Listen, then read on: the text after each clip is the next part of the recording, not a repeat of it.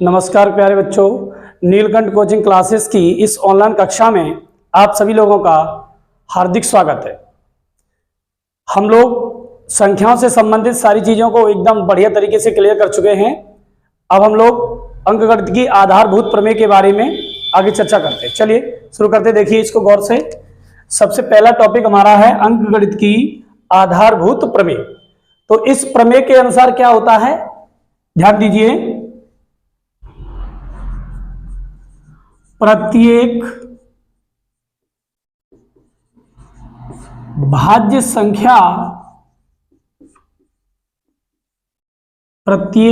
संख्या को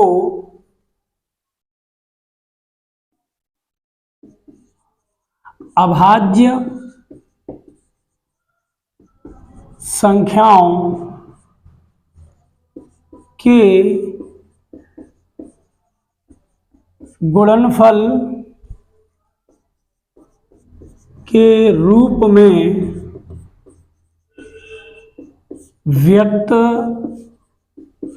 किया जा सकता है। देखिए, जो अंकगणित की आधारभूत प्रमेय है, इस प्रमेय के अनुसार क्या है, प्रत्येक भाज्य संख्या को, जितनी भी भाज्य संख्याएं हैं उनमें से सभी को अभाज्य संख्याओं के गुणनफल के रूप में व्यक्त किया जा सकता है। यह हमारी अंकगणित की आधारभूत प्रमेय। कैसे? जैसे मान लीजिए एग्जाम्पल के तौर पर हम लेते हैं, जैसे मान लीजिए हमने ले लिया 24 क्या है, एक भाज्य संख्या है। भाज्य संख्याओं के बारे में हमने बताया था कि वे सभी संख्याएं जिनके 2 से अधिक गुणनखंड होते हैं। क्या? वे सभी संख्याएं जिनके 2 से अधिक गुणनखंड होते हैं वो क्या कहलाती हैं? भाज्य संख्याएं कहलाती हैं।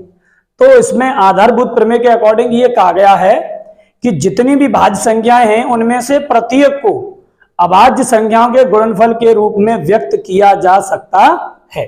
ये हमारी क्या है, अंकगणित की आधारभूत प्रमेय है। तो इसके अनुसार हम एग्जाम्पल के माध्यम से इसको समझने का प्रयास करते हैं। जैसे 24 है, 24 का देखिए अभाज्य गुणनखंड कीजिए इसके। 2 एकम 2, 2 दूना 4, 2 छंगे 12, 2 तियां 6 और 3 एकम 3, यानी ये 24 है। इस 24 को हम कैसे लिख सकते हैं? 2 गुणा 2 गुणा 3, 2 दूना 4, 4 दूना 8, 8 तियां 24 हो गया। तो प्रत्येक भाज्य संख्या को हम उसके अभाज्य गुणनफलों के, अभाज्य संख्याओं के गुणनफलों के रूप में व्यक्त कर सकते हैं। क्लियर है यहां तक? जैसे एग्जाम्पल के तौर पर हमने समझा, एक और एग्जाम्पल के माध्यम से हम समझने का प्रयास करते हैं। जैसे मान लीजिए एक संख्या दी है 81, तो इस 81 के हम गुणनखंड करेंगे अभाज्य गुणनखंड। 2 से तो कटेगा नहीं, इसको हम 3 से काटेंगे। 3 दूनी 6, बचा 2 21, 3 सत्ते 21, 3 नवा 27, 3 त्रिका 9 और 3 एकम 3। तो इस 81 को हम क्या लिख सकते हैं? 3 गुणा 3 गुणा 3, ऐसे हम इसको लिख सकते हैं। क्लियर है? तो आधारभूत प्रमेय समझ में आ गई होगी क्लियरली आपको। चलिए इसको नोट डाउन कर सकते हैं, नोट डाउन कीजिए प्लीज जल्दी से। तो हमने अंकगणित की आधारभूत प्रमेय के बारे में अच्छे तरीके से समझ लिया है, ठीक है। अब हम लोग प्रश्नावली की शुरुआत करते हैं, और प्रश्नावली की शुरुआत करने से पहले हम लोग ये देखेंगे, इसमें देखो क्या दिया गया है, अभाज्य गुणनखंडों। एक होते हैं गुणनखंड, क्या होते हैं बेटा? गुणनखंड। और एक होते हैं अभाज्य गुणनखंड, अभाज्य गुणनखंड। तो हम लोग दोनों के बारे में पहले समझ लें, इनमें क्या अंतर है, फिर उसके बाद हम लोग अपने क्वेश्चन पे आते हैं।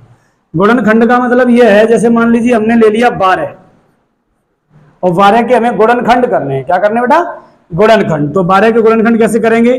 12 को जो पहाड़ा काट देगा, 12 को जिस पहाड़े से 12 कट जाएगा वो क्या कहलाएगा? इसका गुणनखंड। जैसे 1 का पहाड़ा चला जाएगा, इसमें 2 का भाग देंगे, चला जाएगा कि नहीं चला जाएगा? बिल्कुल चला जाएगा। 3 का भी चला जाएगा, 4 का भी चला जाएगा। इसके बाद 6 का जाएगा, 6 दूना 12 और उसके बाद 12। तो 1 2 3 4 6 और 12, ये 12 के क्या कहलाएंगे बेटा? गुणनखंड। क्या कहलाएंगे? गुणनखंड। अब हम बात करते हैं अभाज्य गुणनखंड की। 12 को हम 2 से काट सकते हैं, 2 छक 12, 2 तिया 6 और 3 एकम 3। ये क्या कहलाएंगे? अभाज्य गुणनखंड। क्या कहलाएंगे? अभाज्य गुणनखंड। और ये क्या कहलाएंगे? 12 के गुणनखंड। क्लियर हो गया? तो यहां बात होगी आपकी अभाज्य गुणनखंडों के रूप में इसको हमें व्यक्त करना है। ओके, तो इसको कहीं साइड से नोट कर लीजिए आप लोग। देखिए प्रश्नावली 1.1, निम्नलिखित संख्याओं को अभाज्य गुणनखंडों के गुणनफल के रूप में व्यक्त कीजिए। तो इसका फर्स्ट क्वेश्चन हम सॉल्व करते हैं। 140 क्या करने इसके? हमें अभाज्य गुणनखंड। 2 से काटना शुरू करिए इसको। 2 सत्ते 14, 2 से काटेंगे 2 तिया 6, बचा कितना? 1। तो यहाँ कितना हो जाएगा बेटा? 10। 2 पंजे 10। अब इसके बाद काटेंगे 5 से, 3 से नहीं कटेगा, 4 से भी नहीं कटेगा। 5 सत्ते 35 और 7 एकम 7। तो ये क्या हो गया? 2 गुणा 2 गुणा 5 गुणा 7। यही हमारा क्या हो गया? आंसर। बोलिए, है ना आसान? तो ये क्या है? ये अंकगणित की आधारभूत प्रमेय के अनुसार है। अंकगणित की आधारभूत प्रमेय। अंकगणित की आधारभूत प्रमेय क्या कहती है? प्रत्येक भाज्य संख्या को उसके अभाज्य गुणनखंडों के रूप में व्यक्त किया जा सकता है। ठीक है, नोट कर लीजिए इसको। चलिए वीडियो को रोक के आराम से इसको आप लोग नोट कर लेना। ओके, अब हम क्वेश्चन नंबर 2 की बात करते हैं। क्वेश्चन नंबर 2 है 156। इसको काटिए, 2 से काटो पहले। 2 सत्ते 14, बचा कितना? 1, 16 हो गया। 2 अठे 16। अब फिर से काटेंगे 2 से। 2 तिया 6, 2 तिया 6, बचा कितना? 1। कितना हो गया? 18। 2 निम 18। उसके बाद 2 के बाद अब 3 से काटना शुरू करेंगे। 3 एकम 3 और 3 त्रिका 9। उसके बाद 13 से कट जाएगा पूरा 13। तो इसका आंसर क्या आएगा बेटा? 2 गुणा 2 गुणा 3 गुणा 13। ये क्या हो गया इसका आंसर? क्लियर है? Note down please. अगला क्वेश्चन है हमारा 3rd 38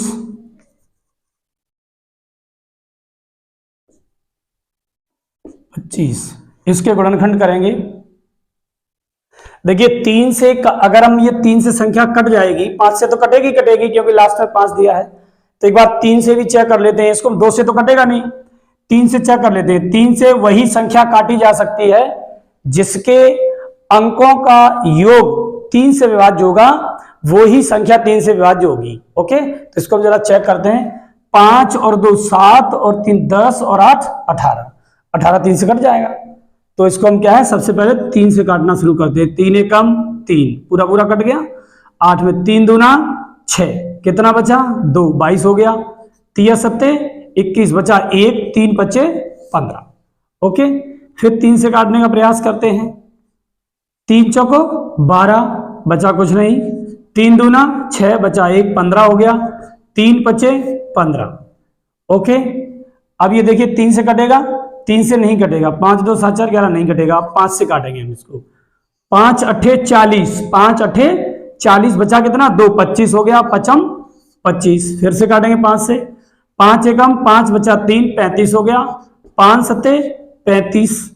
और उसके बाद लास्ट में ये क्या है? एक अभाज्य संख्या है, इसलिए 17 से कट जाएगी। आंसर क्या आ गया? 3 गुणा 3 गुणा 5 गुणा 5 गुणा 17। इसके बाद हाँ, तो देखिए बच्चे, अब अगला क्वेश्चन है क्वेश्चन नंबर 2। अब हम लोग इसको सॉल्व करते हैं। क्या करते हैं? पहले इसका हम एलसीएम निकालते हैं। देखिए कैसे निकालेंगे एलसीएम? 26 गुणा 91।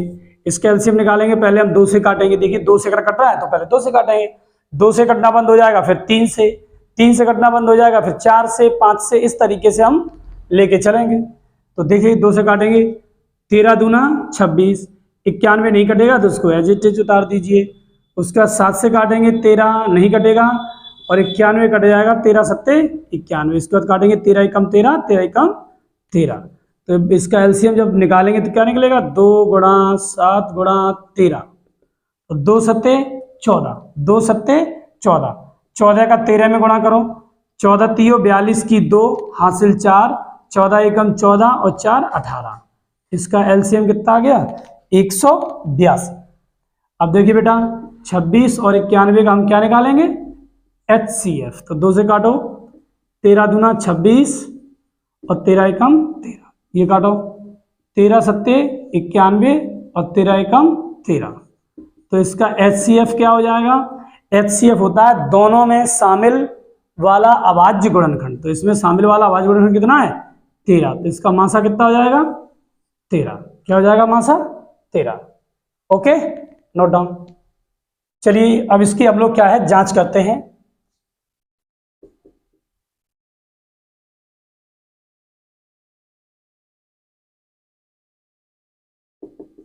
इसकी जांच करते हैं। देखिए जांच में क्या है, ये प्रूव करना है हमको, संख्याओं का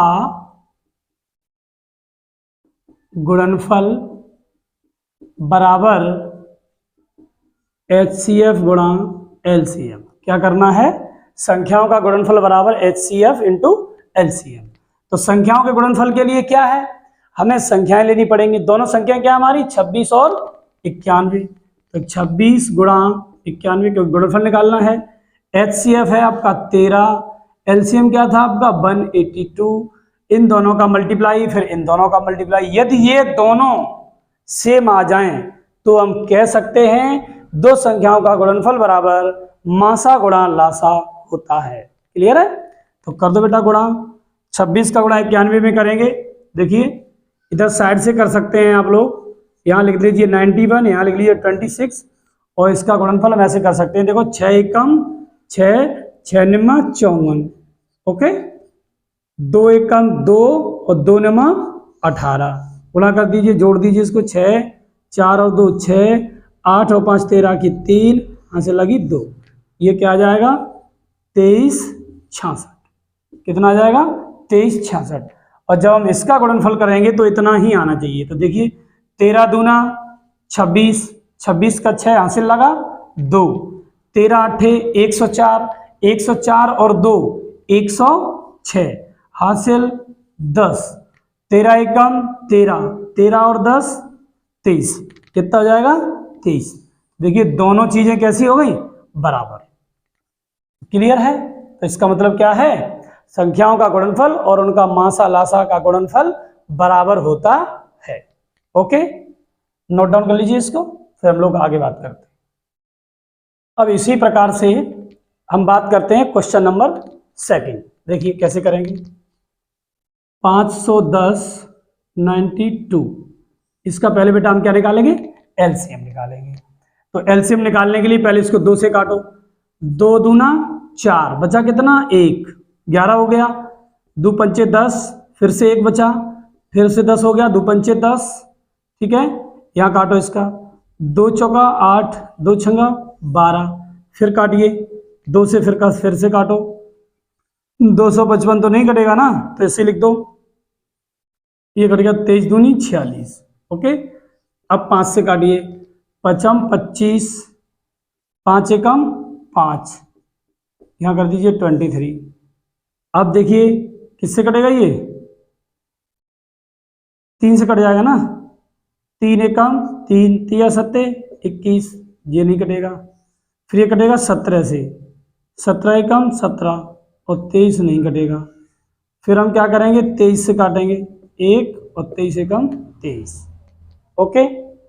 अब इसका हम क्या निकालेंगे, एलसीएम, क्या निकालें, एलसीएम निकालें तो 2 गुणा 2 गुणा 5 गुणा 3 गुणा 17 गुणा 23, जब इन सब का गुणा करेंगे तो क्या हो जाएगा, 2 दूनी 4, 5 चौका 20, 20 3 60, 17 छक्का 102, यानी 102 0, ओके। कैसे, 2 दूनी 4, 4 पंजे 20, 20 3 60,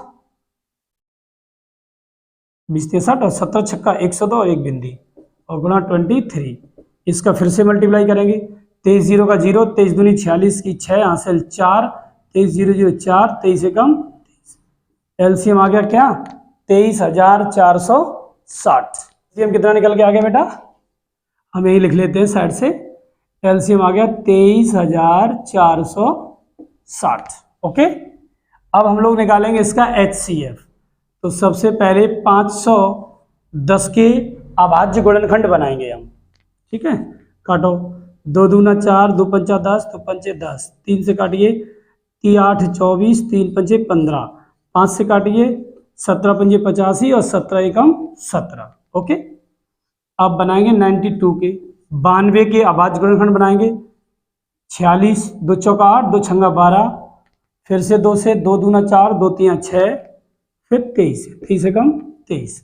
तो देखिए यहाँ पे इसका HCF क्या बनेगा बेटा, यहाँ पे देखो HCF क्या है, यहाँ से देखिए 2 और यहाँ से 2 दोनों में शामिल है, 2 और 2 दोनों में शामिल है, उसके अलावा कोई भी संख्या इसके अंदर शामिल नहीं है, तो हमारा HCF क्या हो जाएगा बेटा 2। ये हो गया HCF। ओके, इसके HCF को भी नोट कर लीजिए, फिर हम लोग इसकी जांच करते हैं। इसका LCM 23,460 निकला था और इसका HCF कितना निकल के आया बेटा 2। ठीक, हम लोग जांच करते हैं, क्या करते हैं जांच। जांच में क्या करना है, 2 संख्याओं का गुणनफल बराबर HCF गुणा LCM। ठीक है, तो 2 संख्याएं हैं, एक संख्या है 510, एक है 92। ठीक है, और इसका HCF है 23,460, सॉरी HCF है 2 और LCM है 23,460। तो इसका गुणा कर दीजिए पहले, फिर इसका गुणा कर दीजिए, तो जो आंसर दोनों कैसे आने चाहिए बराबर।